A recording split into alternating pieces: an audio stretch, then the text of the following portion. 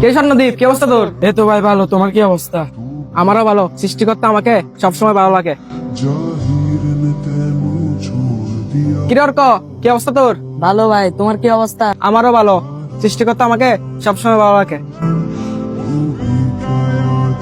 কি হবে? তুই সত্যি করে বলতো, তুই ভালো আছস? তুই প্রতিদিন বলিস তুই ভালো আছস, আসলে কি তুই ভালো আছস?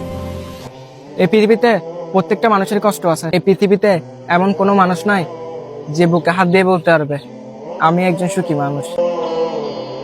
এখন আমি যদি আমার কষ্টের কথা কাউকে বলি, সে কি আমার কষ্টের ভাগ নিবে? নিবে না।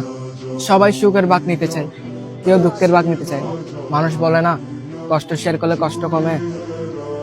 এখন আমি যদি আমার কষ্টের কথা কাউকে বলি, হয়তো সে আমার কষ্ট নিয়ে মজা নিবে। আমি কারে বিশেষ করে আমার কষ্টের কথা বলবো? যদি বলি, হয়তো সে ভবিষ্যতে আমার দুর্বল জায়গায় আঘাত করবে। এই কারণে আমি আমার কষ্টের কথা কাউকে বলি না। সবাইকে বলি আমি অনেক ভালো আছি। আসলে এই পৃথিবীতে কেউ কারোর জন্য না, সবাই সবার স্বার্থের জন্য।